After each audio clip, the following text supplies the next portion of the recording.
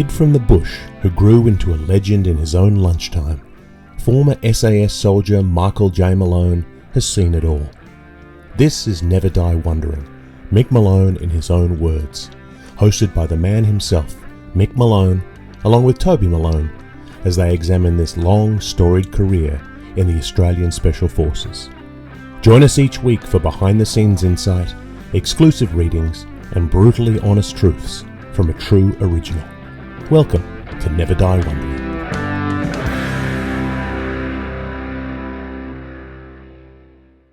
Welcome to episode 26 of Never Die Wondering, Mick Malone in his own words, a podcast that explores the life and legend of Michael John Malone, OAM. My name is Toby Malone, Mick's son and co-host of this podcast series, joined by the man whose name is in the title, Mick Malone. Hi, Dad. How you going, Phil? Yeah, good. How are you? Not bad. How are the Good. children? The children are great. The children are very Great. well. I have, for the listener, I have two kids who are Mick's only grandkids, and we all live up here in Canada.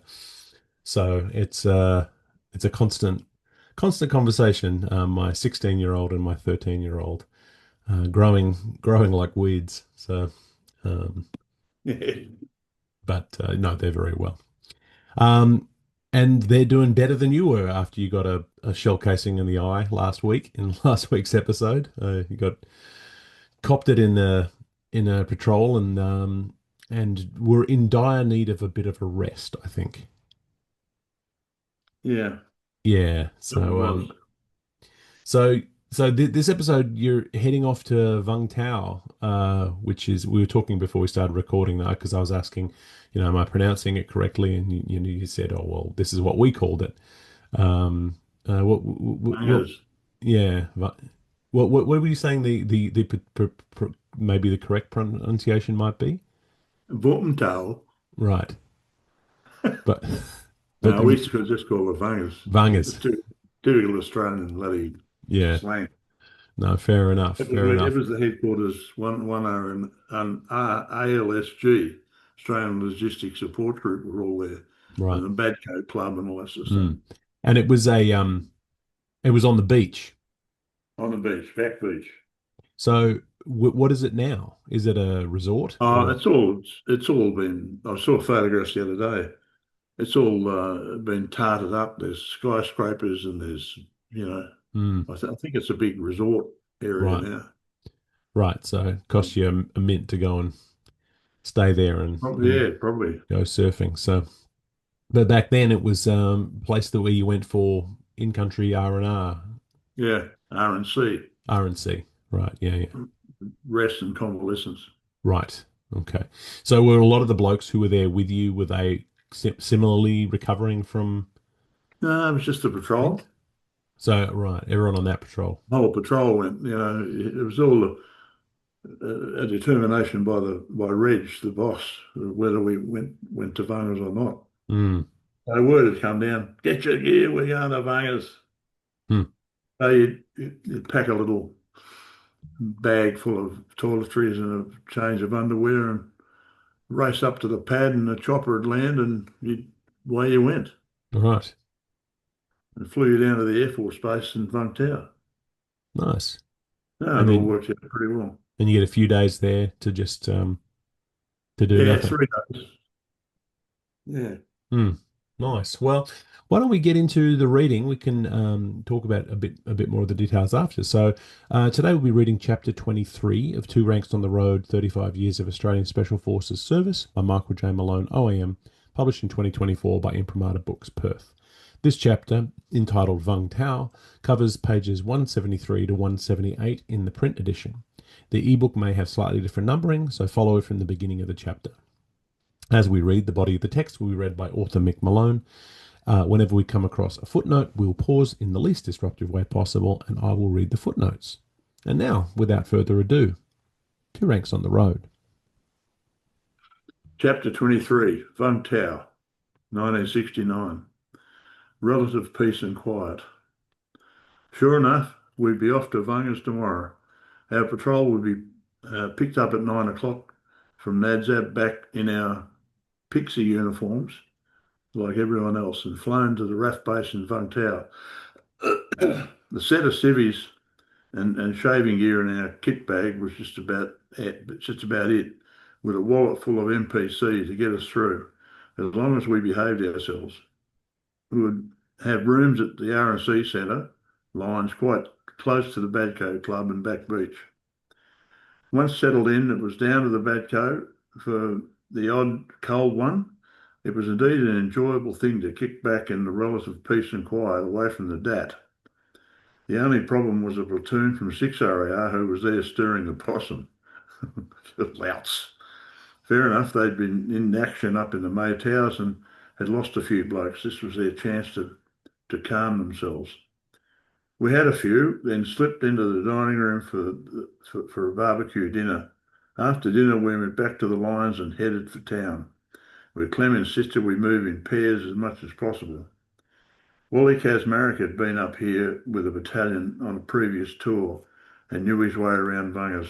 Footnote: Kaz had a tour with 2 RAR prior to joining us as a Rio. He served on with 1 squadron and in the regiment for many years, retiring as a WO1. For many years, he was served on the patrol course with the legendary Joe Van Droffler, MM. Of course, we went to the first bar we found, which was full of Ukdaloi, Australian soldiers, and stunning young girls who insisted we buy them Saigon tea, Footnote: Creme de menthe and lemonade. which allowed them to sit with us. Problem was, one Saigon tea cost $20 a shot, which we paid in MPC, of course. A song at the time went, Ukdaloi, heap cheap Charlie, he no buy me Saigon tea. Saigon tea costs very many p. Ukdaloi, cheap cheap Charlie. I laugh every time I see that. Oh, God. After an hour of this, we headed out to another bar, but things were getting a bit willing. So a couple of us visited the 37 bar, which was ostensibly a barber shop with a sauna and a brothel at the back. We paid for a sauna and entered this cold cell-like room. Suddenly, steam started to pour out of the pipes in the walls. I thought, you blithering idiot, we're going to die in here. We didn't die, needless to say. Once we escaped, we caught a rickshaw back to the R&C Centre, and I vowed I'd never do anything stupid like that again. There was an 11 o'clock curfew, and the white mice teams, Viet police, were everywhere, along with US, Australian, and New Zealand MPs. The last thing I needed was to spend the rest of the night in a cell. Next day, we're up at Sparrows and down to the beach, and the long high hills hovered over the coastline, and on a subsequent visit, we witnessed a B-52 airstrike going in on the mountains. The Americans went all out in trying to eliminate large groups of enemy in one fell swoop by dropping truckloads of 500-pound bombs from their B-52s. The VC used the rugged mountain ranges for troop build-ups, training, and preparing for their next big attack. The bombing I witnessed resembled an earthquake and will stay with me forever. At 4 a.m., that can be pretty scary, especially if you'd had a skinful the night before. The waves on the beach were small and the Australian Surf Club was pretty quiet. It was great to plunge into the sea, into the salt water, as it had been 6 months since we swam at Swanee. Footnote: A few months later, I worked at the surf club as a volunteer for 5 days, signing out surfboards, buckets, and spades.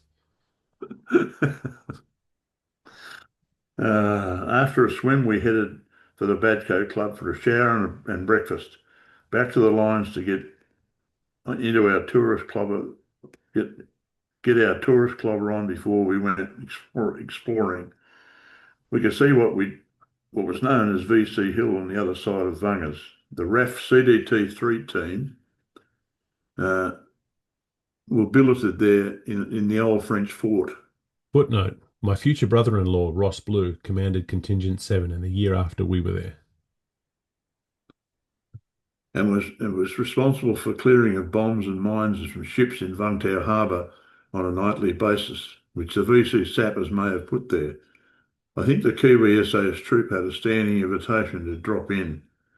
I would get to visit up there on a subsequent R&C trip and found it to be an impressive fort made with 2 foot thick concrete blocks, which made it pleasantly cool inside.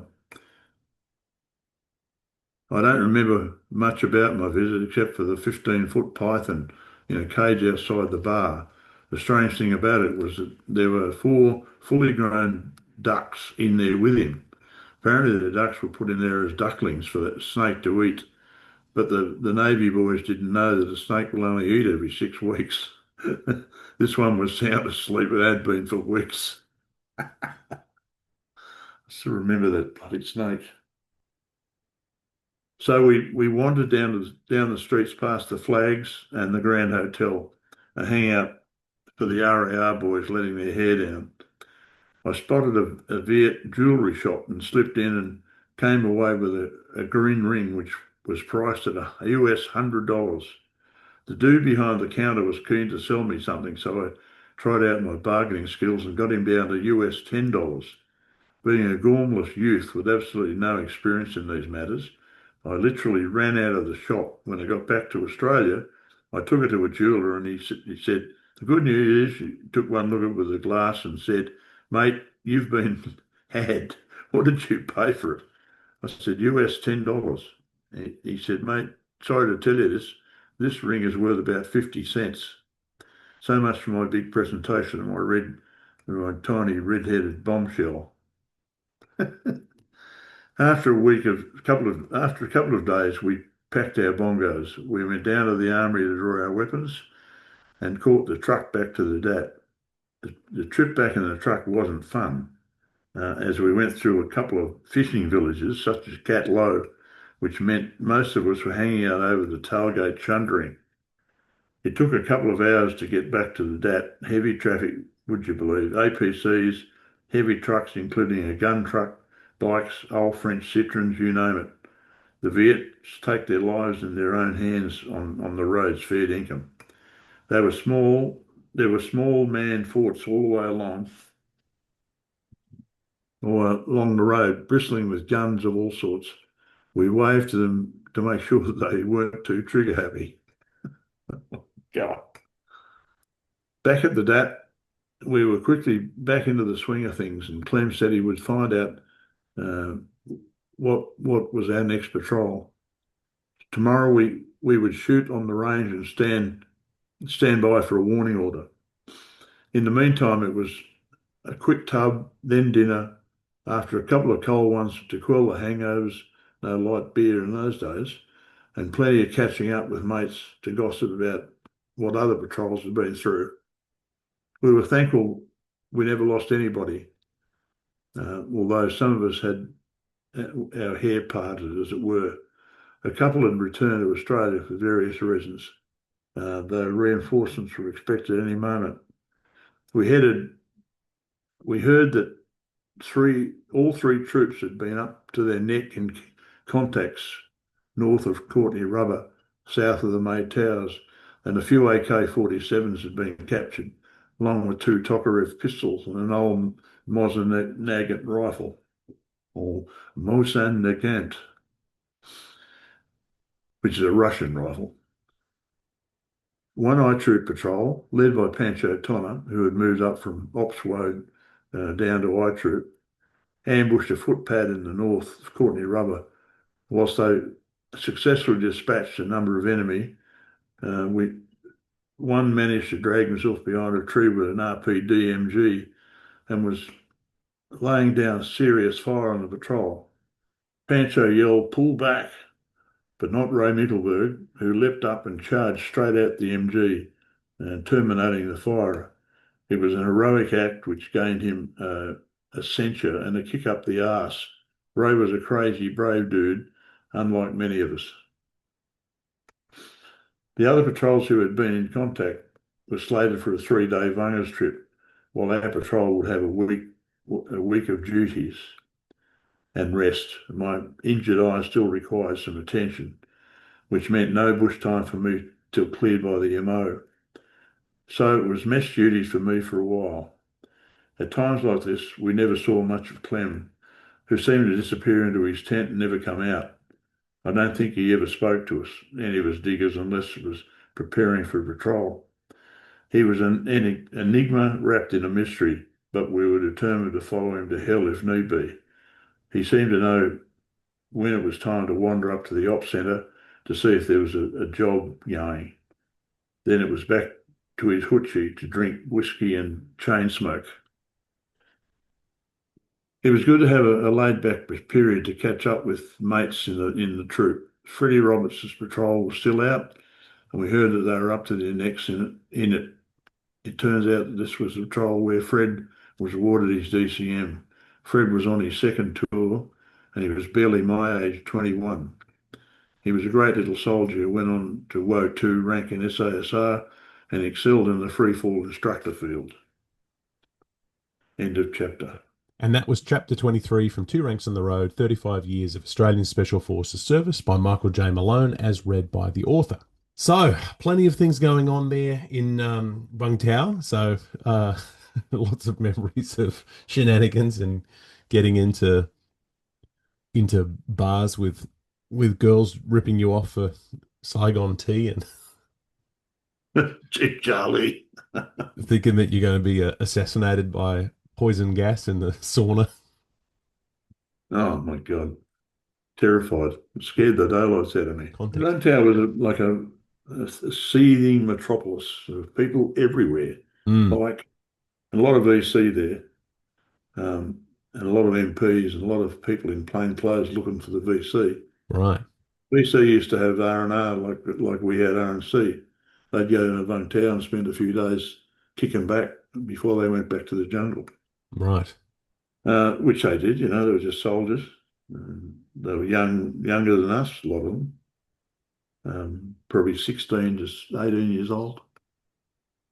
But the white mice, the South Vietnamese police had a bit of a handle on them, and they captured a lot of them Mm.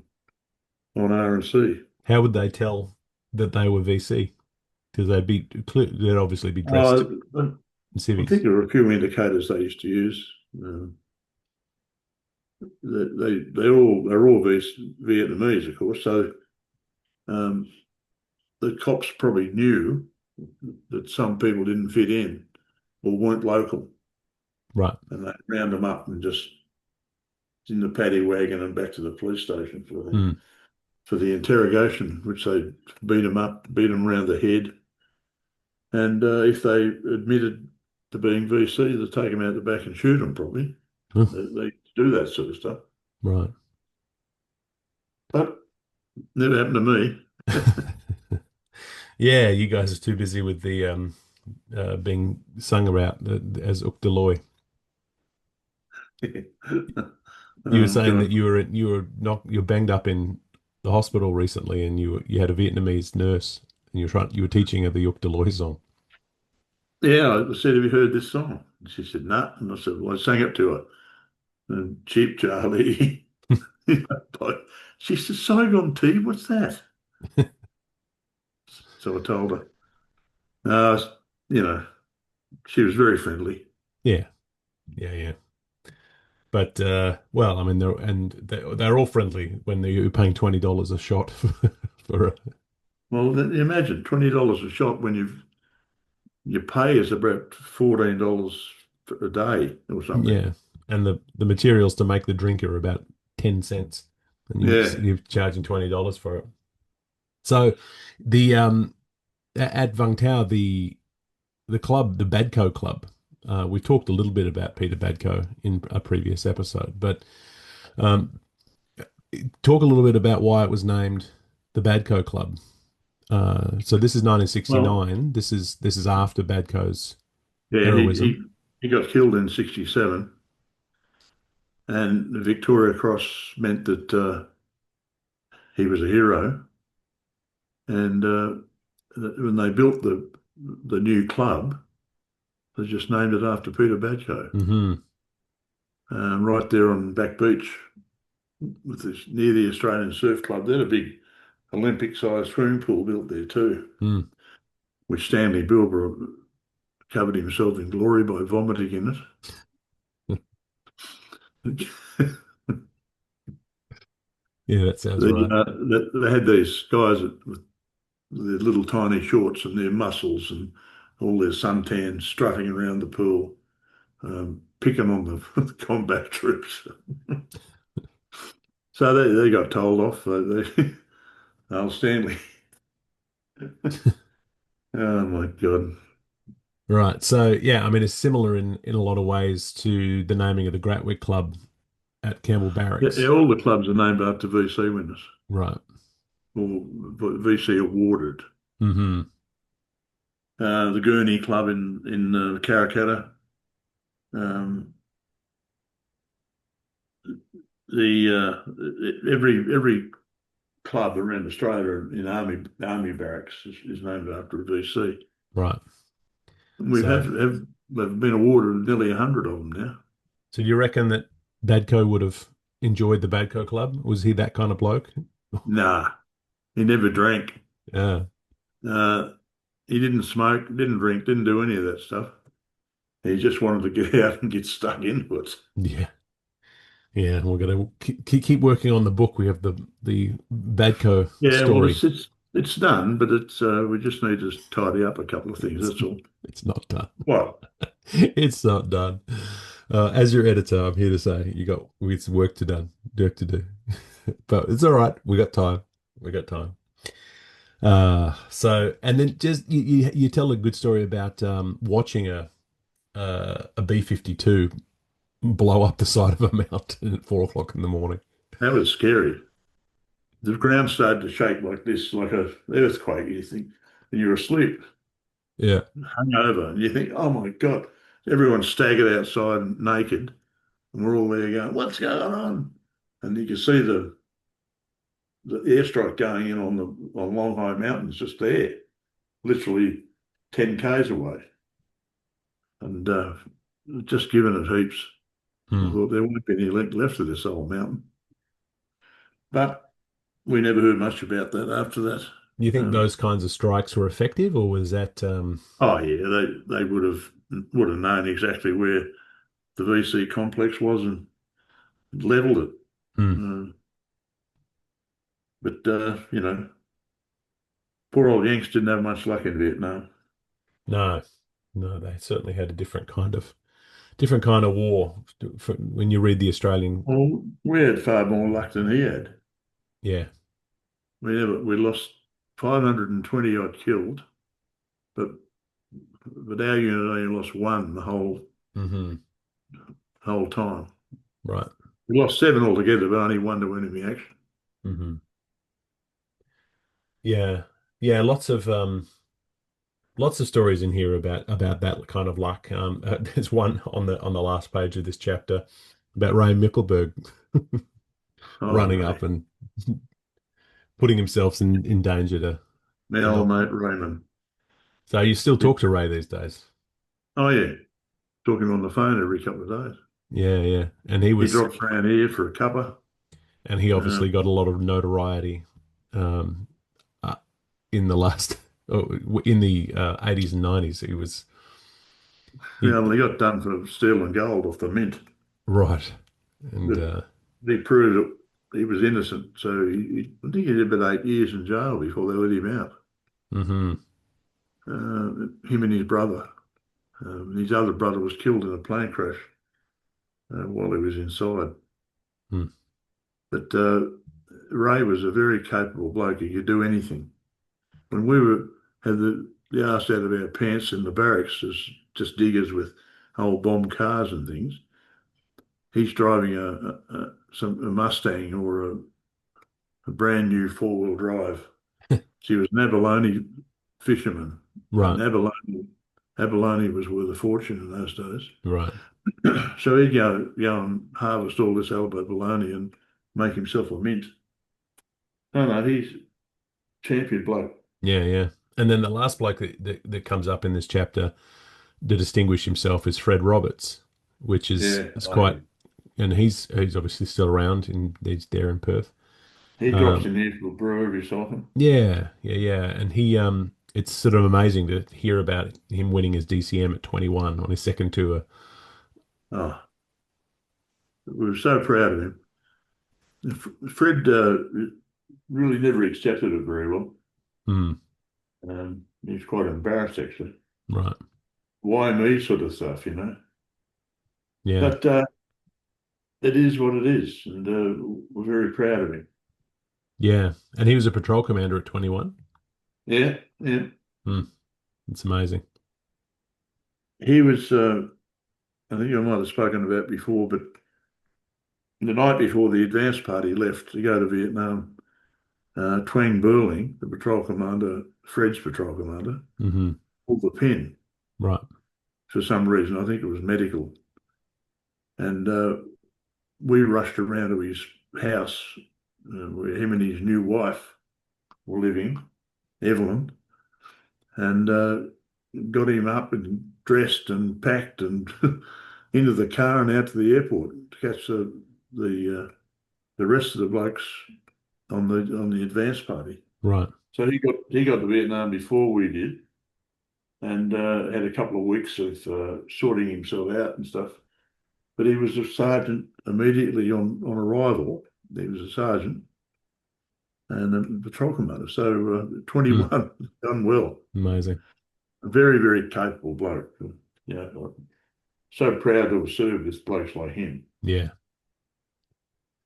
Yeah, and we're going to talk in the next episode. We're going to talk about another bloke who you're proud to serve with, who I could, and it's going to be an interesting episode because we've been talking about Dave Fisher, and so that's going to be a tough one, but Yeah. one that's it's important to talk about, and it's important to raise his memory up and remember. So yeah, we'll look forward to that chat as we continue going through the book. But that is all the time we have this week for Never Die Wondering. So join us next week for the next installment and our exploration of Mick Malone's career as we get to the 24th chapter of the book entitled Dave Fisher. If you have a copy of the Two Ranks, read along with us. I've been Toby Malone, and thank you to Mick Malone for relaxedly joining me on this journey. On your mate. This has been Never Die Wondering, Mick Malone in his own words. For links to purchase your own copies of Mick's books, visit the show notes or mickmalone.com.au. This podcast is produced by Toby Malone, Joe Malone, and Mick Malone, and engineered by Toby Malone. Theme music is The Happy Wanderer, the official SAS march, as reimagined by Cormac Malone and Meg Logue Malone. Yes, this is a family affair. This is a GM production in association with Imprimatur Books.